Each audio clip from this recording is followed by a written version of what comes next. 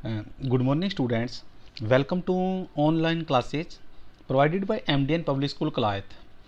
Today, now discussing lecture 5, Public Administration, lesson number 6. कल हमने पढ़ा था कि मुख्य कार्यपालिका किसे कहते हैं और उसके प्रकारों का वर्णन। हम उसके ऊपर एक बार फिर से प्रकाश डालते हैं। दूसरा क्वेश्चन करने से पहले हम आगे क्वेश्चन करेंगे। आज मुख्य कार्यपालिका के कार्यों का वर्णन करें। हम now again start, will be repeat. कल हमने जैसा पढ़ा कि मुख्य कार्यपालिका किसे कहते हैं, हम इसको जल्दी से एक बार रिपीट कर लेते हैं कि उसके प्रकारों का भी वर्णन कीजिए।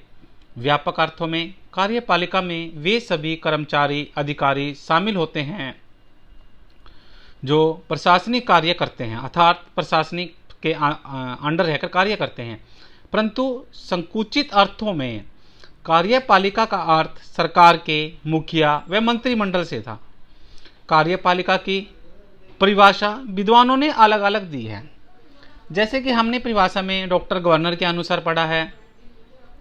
व्यापक और सामूहिक अर्थ में कार्यपालिका में वे सभी राज्य कर्मचारी और संस्थाएं आ जाती हैं जिनका संबंध राज्य की इच्छा को लागू करने से है, वह कानून के रूप में प्रकट की गई है। फिर पढ़ा था हमने गिल राष्ट्र के अनुसार कार्यपालिका सरकार का वह अंग है जो कानून में अभिव्यक्त जनता की इच्छा लागू करती है। ना आगे पढ़ा था बेटा कार्यपालिका के प्रकार। एक कार्यपालिका नामात्र व वास्तविक कार्यपालिका। नामात्र कार्यपालिका ने संविधान के अनुसार सरकार की सभी शक्तियां प्रदान की है, सरकार को सभी शक्तियां प्रदान की है, परंतु वास्तव में यह उनका प्रयोग नहीं करता। भारत के राष्ट्रपति को संविधान के द्वारा सभी शक्तियां दी गई हैं, परंतु वह सभी शक्तियों का प्रयोग मंत्रिमंडल के द्वारा करता है। उसको सारी शक्तियां दी गई हैं, परंतु फिर भी वो अपनी यूज ऑफ पावर का प्रयोग किसके द्वारा करता है बेटा? मंत्रिमंडल द्वारा। वास्तविक कार्यपालिका में सभी शक्तियां सरकार के पास होती है और वह स्वयं उनका प्रयोग करता है। जैसे कि अमेरिका का राष्ट्रपति हमारे इंडिया में नहीं है बेटा, अमेरिका में है। अमेरिका का राष्ट्रपति है, उनको जो पावर मिलती हुई है वो अपने इच्छा अनुसार कार्य करते हैं और उसका यूज भी करते हैं। संसदीय व अध्यक्ष कार्यपालिका। जिस देश में संसदीय शासन प्रणाली पाई जाती है वहां मंत्रिमंडल मुख्य कार्यपालिका होती है। प्रधानमंत्री होता है, वह संसद के प्रति उत्तरदायी भी होता है। मुख्य कार्यपालिका व विधान पालिका में गहरा संबंध होता है। भारत, ब्रिटेन, ऑस्ट्रेलिया, कनाडा आदि देशों में संसदीय कार्यपालिका पाई जाती है। हमने पढ़ा था कि अध्यक्षात्मक शासन प्रणाली। अध्यक्षात्मक शासन प्रणाली में राष्ट्रपति मुख्य कार्यपालिका होता है।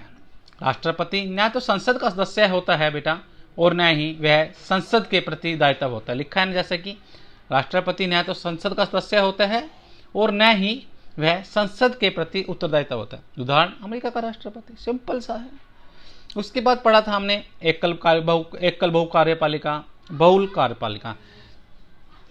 जो आज का हमारा क्वेश्चन है वो है मुख्य कार्यपालिका के कार्यों का वर्णन करें। इंपॉर्टेंट है, आपने +1 क्लास में भी इसको रीड किया है। मुख्य कार्यपालिका को किसी भी देश में महत्वपूर्ण भूमिका निभानी होती है। मुख्य जो कार्यपालिका है किसी भी देश की, उसको एक महत्वपूर्ण रोल अदा करना पड़ता है। मुख्य कार्यपालिका के कार्यों को हम 3 भागों में बांट सकते हैं, जैसा कि लिखा हुआ है। पहला कार्य है बेटा राजनीतिक कार्य, प्रशासनिक कार्य एंड थर्ड है सैनिक कार्य।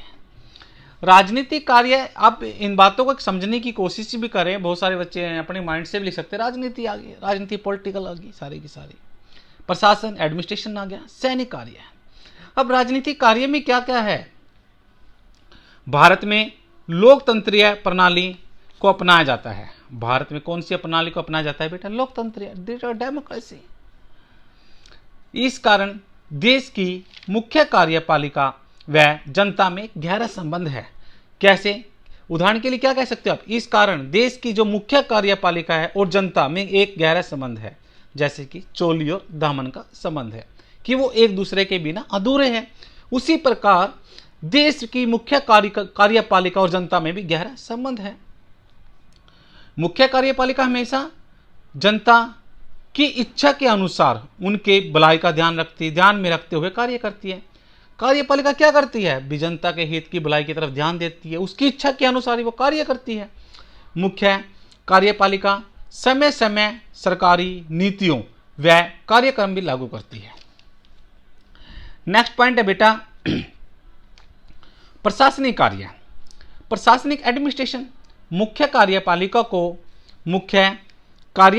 को अनेक प्रकार के प्रशासनिक कार्य भी करने पड़ते हैं। हाँ भाई, करने पड़ेंगे, क्योंकि मुख्य कार्यपालिका को प्रशासनिक कार्यों के लूथर गुलिक बुद्धिक ने अपनी पुस्तक में लिखा। अपनी पुस्तक कौन सी थी बेटा? पोस्ट जिसका एक्सप्लेनेशन कई बार लॉन्ग क्वेश्चन पूछाता है, पी से क्या बनता है, ओ से क्या बनता है, जैसे कि हम आगे नेक्स्ट पढ़ेंगे। कॉर्ब है। पोस्ट कॉर्ब शब्द की रचना पोस्ट कॉर्ब से हुई। इसकी विशेषता निम्नलिखित प्रकार से है। सैनिक कार्य,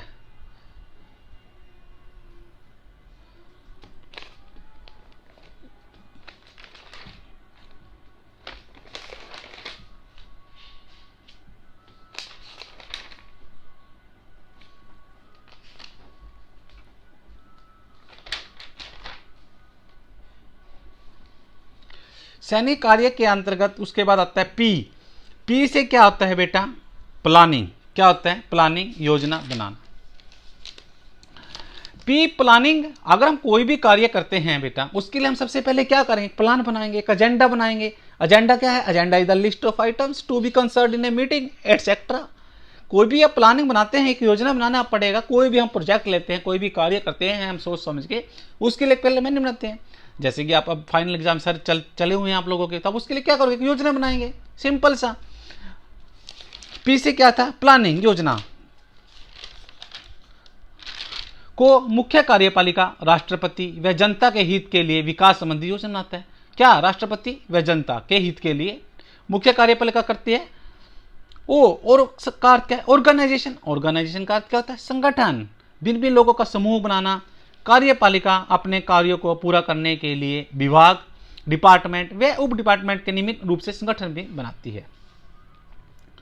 अब आता है स्टाफिंग, कर्मचारी की नियुक्ति करना।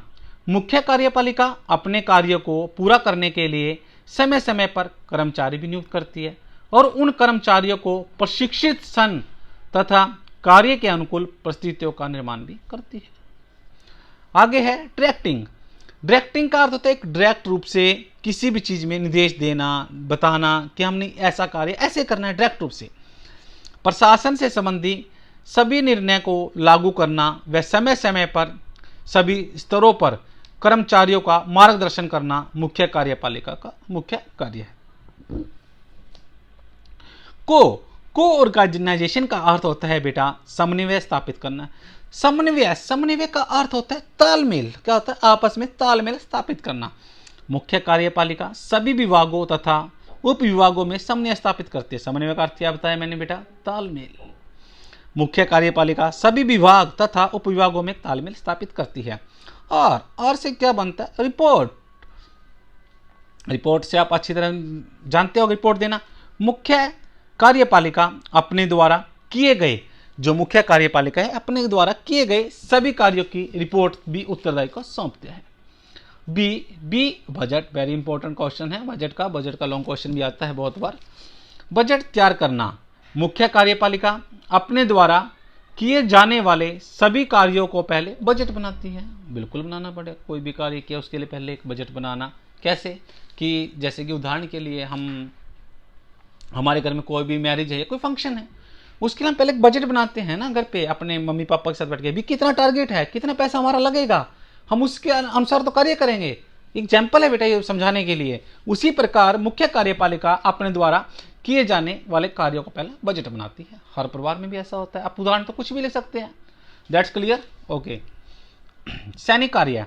भारत की मुख्य कार्यपालिका का मुखिया राष्ट्रपति को माना जाता है। इस नाते उसको कुछ सैनिक कार्य करने पड़ते हैं। वह तीनों सेवाओं का सर्वोच्च सेनापति होता है। कौन होता है? मुख्य राष्ट्रपति। वह सेना के सभी उच्च अधिकारियों की नियुक्ति करता है। वह राष्ट्रपति रक्षा समिति का अध्ययन भी होता है।